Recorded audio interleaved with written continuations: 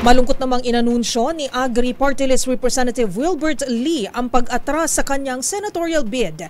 Pag-amin ng kongresista, malaki ang kakulangan nito sa mga makinarya, kaya't hirap din itong mailapit ang kanyang advokasya sa iba't ibang sulok ng bansa. Ang kanyang pahayag tinutukan ni Boy Gonzales.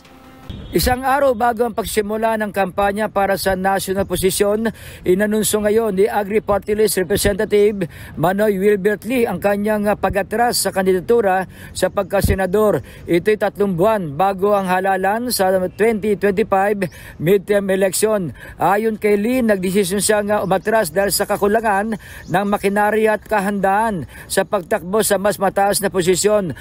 Isa po itong napakahirap na desisyon para sa akin, lalo pat naniniwala ko sa aking mga pinaglalaban at nais kong dalhin sa Senado. Paliwanag pa ng kongresista, hindi rin niya naaabot ang ibang lugar sa bansa para ipaalam ang kanyang pagtakbo at ipaalam ang kanyang advokasya sa kalusugan at kabuhayan.